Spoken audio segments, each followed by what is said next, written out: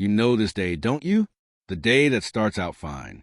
A quiet coffee, maybe a song you like, the morning light coming through the window. Everything seems to be in its right place. There's nothing objectively wrong. And then it happens. A notification on your phone, a misconstrued comment from someone, a memory that surfaces from out of nowhere, like a ghost. And suddenly, the floor gives way. The blue sky from 5 minutes ago is now a gray storm inside of you. A wave of irritation, of melancholy, of a disproportionate anxiety takes over everything. You look at the trigger, the notification, the comment, and you know, deep down, that your reaction is 1,000 times bigger than the event itself. It's a hijacking. Your present moment has been stolen by an emotion that feels old, familiar, almost addictive. You aren't just sad or angry. You have become the sadness. You have become the anger. And the rest of your day is now doomed to be the stage for this recurring drama. This feeling of being a puppet of your own emotions, this hijacking of the now. If this sounds familiar, you might be in the right place. Today's investigation is about the hijacker. Consider subscribing so we can explore what's behind this curtain together. To understand this thief of peace, we need to give it a name. Eckhart Tolle, one of the most lucid observers of our time, gave it one, the pain body. No, this isn't a poetic metaphor.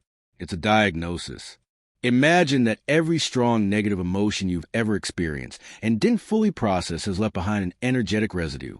Trauma, rage, deep sorrows from childhood, from your teenage years, from past relationships. These remnants have accumulated and, over time, have merged to form a semi-autonomous energy field within you, an unwanted tenant living in your basement. That is the pain body. It lies dormant most of the time, but periodically it awakens. And when it awakens, it is hungry. And what is its food? More pain, more negative emotion. Anything with the same vibrational frequency that created it. The fundamental illusion is believing that this entity is you. It's thinking, I am sad, when the deeper truth is, the pain body is active in me right now. I know what your mind might be saying right now. Hold on. My pain is real. I was fired. My suffering is justified. My relationship ended. This sounds like spiritual bypassing, like denying my emotions. And the mind is partially right. The pain is felt. The events did happen. But the pain body doesn't care if your pain is justified. It just uses it as fuel. It delights in the story you tell yourself about how unfair it was, about how you are a victim. It pulls you into the past or throws you into anxiety about the future because its food source doesn't exist in the one place it cannot survive, the now. This character, the victim, the wrong person, is a disguise the pain body wears to legitimize itself. It defends itself tooth and nail because its very identity depends on this unhappiness. Seeing this isn't about denying your pain. It's about beginning to refuse to be its food source. If this conversation is challenging the way you see things, helps this reflection reach more people who, like us, are looking for a way out of this cycle. And of course, if you haven't yet subscribed, the journey is just beginning. So, how do you fight this parasite? The answer is the most liberating paradox of all. You don't fight. To fight is to create more pain, which is your tenant's favorite meal. The tool isn't struggle, it's light. The light of your own awareness. When you feel the pain body awakening, that familiar wave of negativity, the practice is simple, but it is not easy. Stop, breathe, and watch. Observe it as if it were an internal weather phenomenon. Ah, look at that. The storm of anger is here again.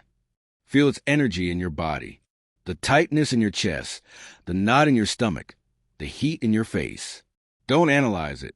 Don't judge it. Don't build a story on top of the feeling. Just feel it and watch it. Become the space of the pain instead of being the pain. By doing this, you cut the link between the emotion and the thought. You cut off its food supply. You disidentify. You are the sky, and it is just a dark cloud passing through. The sky doesn't fight the cloud. It simply allows it to be, and by being witnessed, it dissolves. What happens when you practice this conscious observation? The map of your world begins to be redrawn. Relationships that were once drama-filled minefields begin to calm down because you stop unconsciously provoking the other person to feed your pain body. You start to recognize the pain body in others. Your boss's overreaction, a friend's drama, a stranger's road rage. It stops being a personal attack and is seen for what it is. Their pain body, hungry and active. This is an excuse for their behavior, but it creates a space for understanding that was impossible before. Compassion becomes a natural consequence. The past loses its power to dictate your present.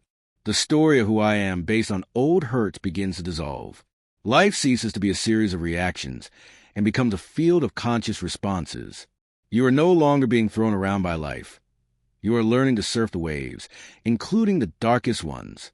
The dissolution of the pain body is not a one-time event, a great exorcism.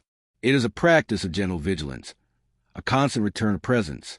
It will try to come back, especially when you are distracted. But each time you recognize it and meet it with the light of your awareness, it loses its strength and the periods of peace grow longer. True freedom is not a future where pain will never appear again. It is a discovery that even when pain does appear, there is a space of silence and peace within you that it cannot touch. You are that space. That is the music playing underneath all the noise. The journey doesn't end here. It begins now, in your next breath, and in the next trigger that life presents to you.